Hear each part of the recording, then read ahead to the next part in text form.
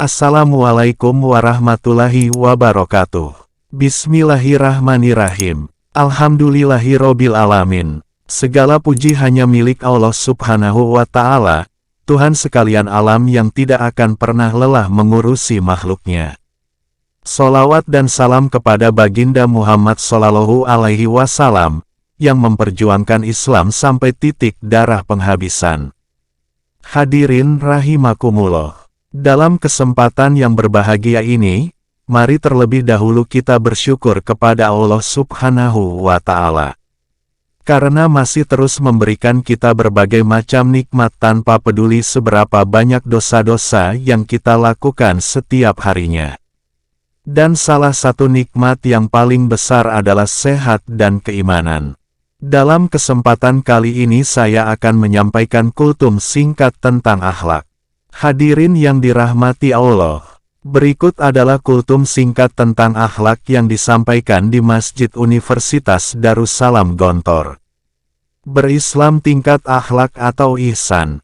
Berislam tingkat akhlak atau ihsan adalah tingkatan Islam yang paling tinggi di antara berislam tingkat syariah dan berislam tingkat akidah, tegas Dr. Hamid Fahmi Zarkasi.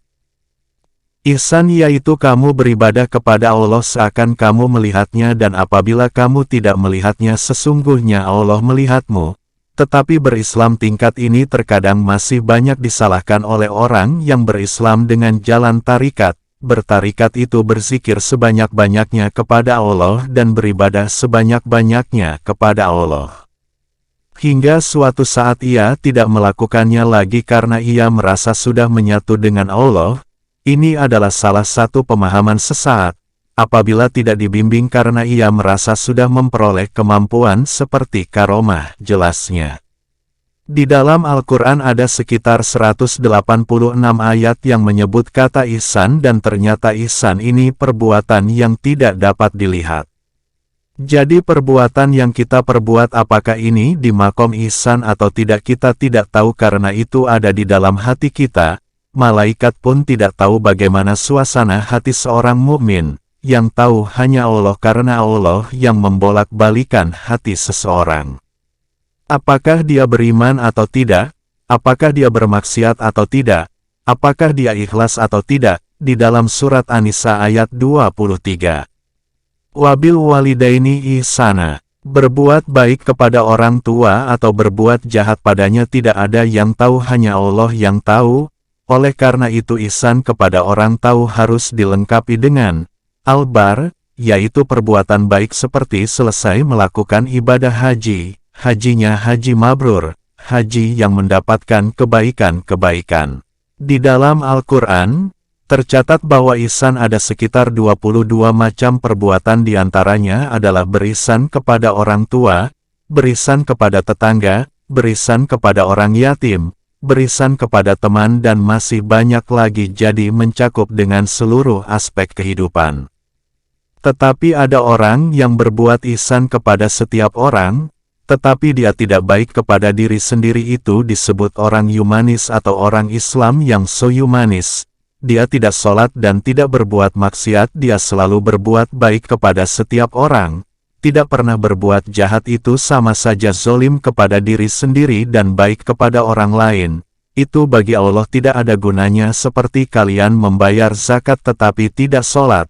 Itu zakat kalian tidak ada apa-apanya maka ihsan bukan berarti sekedar perbuatan baik. Tingkatan perbuatan baik ada tingkatannya. 1.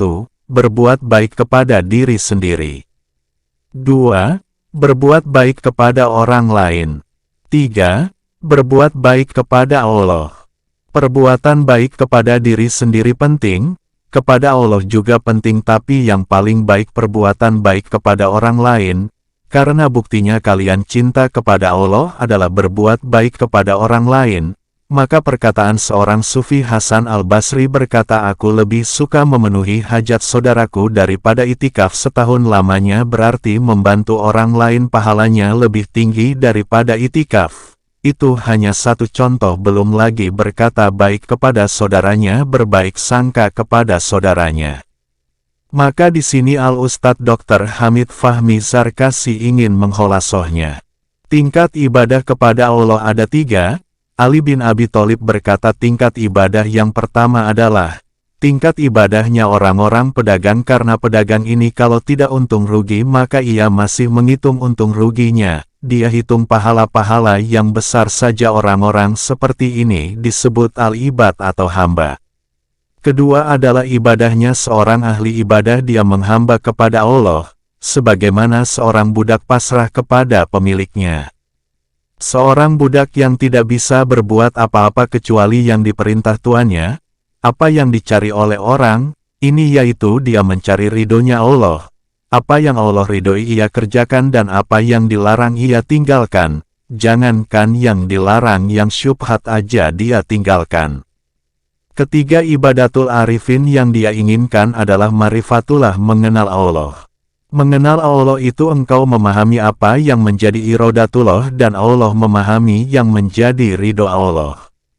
Mengenal Allah adalah tingkatan yang tertinggi. Orang yang seperti ini dia sudah tidak perlu berdoa karena Allah sudah tahu apa yang ada di dalam hatinya, dan orang yang seperti ini dia tidak berani meminta kepada Allah karena ia merasa bahwa dirinya hina. Apalah hak saya meminta sesuatu? Orang yang fakir ini, keikhlasan orang-orang seperti ini tidak perlu ditanyakan.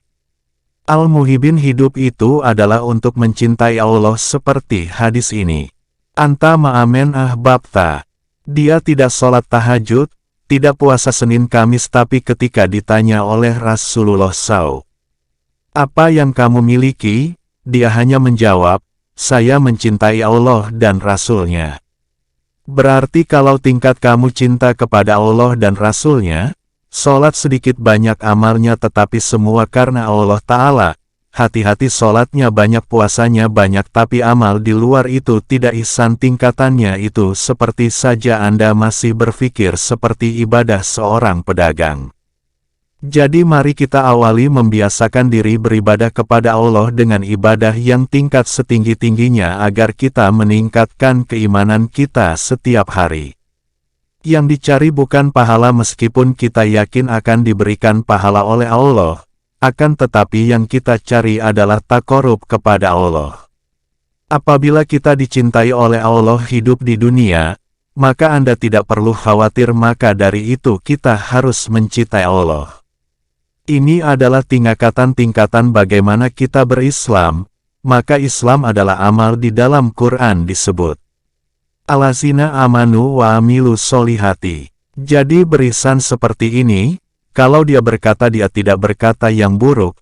Kalau dia berbuat, dia tidak pernah berbuat yang dilarang. Kalau dia melakukan sesuatu, dia berniat untuk mencari ridho Tuhan, dan cintanya cinta kepada Allah Subhanahu wa Ta'ala. Kultum singkat tentang akhlak ini disampaikan oleh Dr. Hamid Fahmi Zarkashi, Wakil Rektor Universitas Darussalam Gontor. Cukup sekian dan terima kasih banyak untuk waktunya yang sudah mendengarkan video ini sampai selesai. Semoga kultum singkat tentang akhlak ini dapat bermanfaat bagi kita semua. Amin. Wassalamualaikum warahmatullahi wabarakatuh.